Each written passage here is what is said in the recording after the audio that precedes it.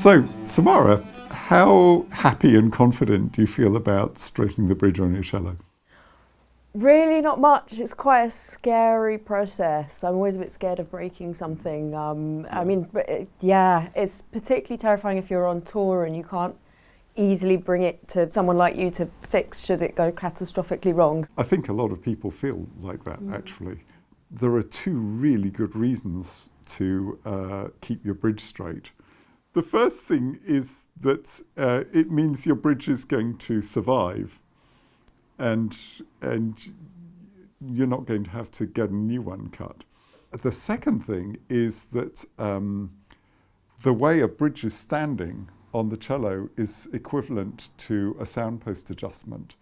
So it changes the way a cello sounds, and it changes the nature of the response under the bow.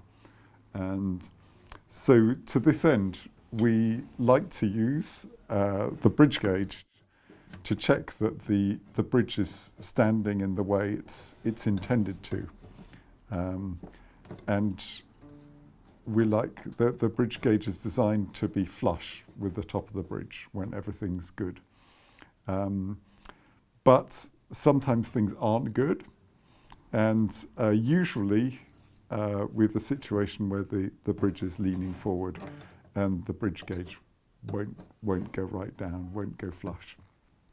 And that's often the case when we've changed strings. So the issue is about getting confident and making sure you can do this. But the key to this technique is that I wrap one hand round the strings below the bridge, one hand round the strings above the bridge, and this hand is braced against the tailpiece, and this hand is braced against the fingerboard.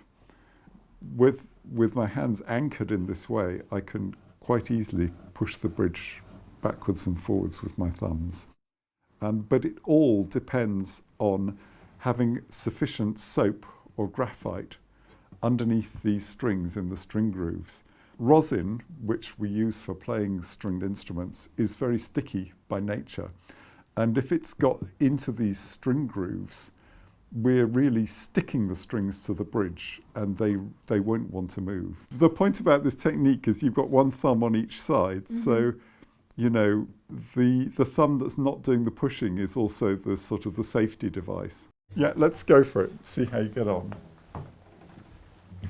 So this is the best position to hold it in? This is definitely the best position, yeah. And this still doesn't go any lower, but it looks as if you're coping all right. So right round the strings, yeah. And then you just let your little fingers lock against the tailpiece. Yeah, wrap your little fingers round as well. Try and go around everything. That's good. You're overestimating the size of my little fingers here. Yeah, that's all right. Okay. So now try, get a thumb on each side, that's right, in between the D and the G string, and decide which thumb's going to push and see if you can move the bridge. It's not happening. It's not happening. Okay. I've got very hypermobile thumbs, yeah, so that's good. Okay, so my this thumb, is, my I'm thumb not wants surprised. To dislocate. Yeah. Oh, that moved I can move it that yeah. way. Not any further though. But that one's way. not going. Okay. Yeah. Right. So what we're going to do first is I'll show you how I would lubricate the string grooves, and then we'll see if it's any easier afterwards. The safest way to do this is to tune strings down. Now we can feel really confident that we can lift that string out of the groove without damaging the string or our fingers. Rub some nice dry soap into the string groove, lift the string back in, and because it's an A string, I'm going to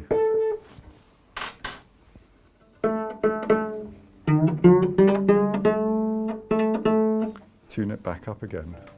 And now the D.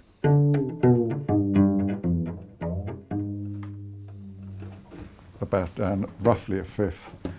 Then we can easily lift the string out of its groove. Rub some soap in there and pop the string back in.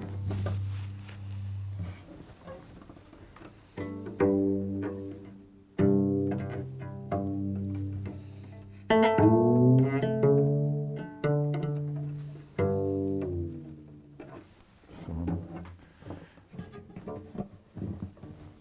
Just doing the G string now.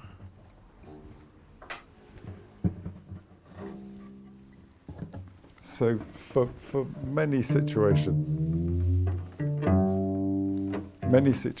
it is necessary to get something into these string grooves before we can move the bridge. Now the bridge is very mobile. Yes, okay.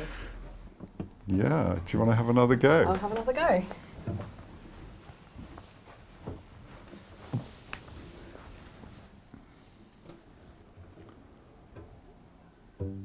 Yeah, I can just about move that Yeah, now. that's right. Not too far. And always with your, never take your thumb away from the other side. Oh, okay. It's your safety device.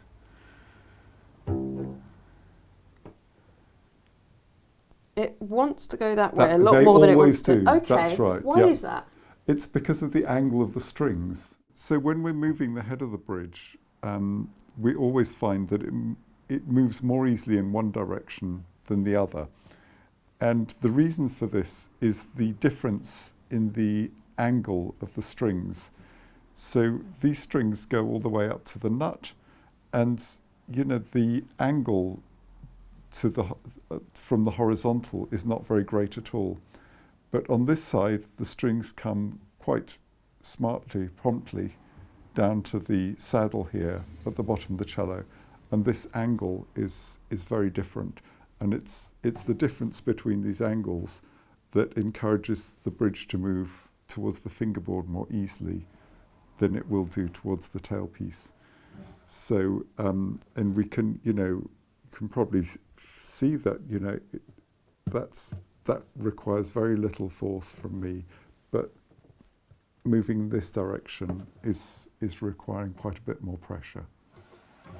We've been talking about using this bridge gauge to judge when the bridge is upright, and the fact that it's harder to push the bridge that way and easier to push the bridge this way because of the different angle of the strings. Yeah. When we're moving the head of the bridge, we're doing it between the middle strings, and that's safe. If you do it between the outer strings or right on the edge, there's a chance we could twist the bridge. We could twist the head of the bridge and actually break it that way. But if you keep your thumbs in the middle, that's pretty safe. Yeah. Are there any risks to the instrument, and how do we avoid those? Right, yes. If you're ever trying to do anything with a bridge on a cello, it's important to bear in mind that, the feet and legs are all pretty chunky and strong. The head is generally pretty strong. The weakest part is actually these side arms here, and you sometimes see they've been snapped off accidentally. We want to use this bridge gauge.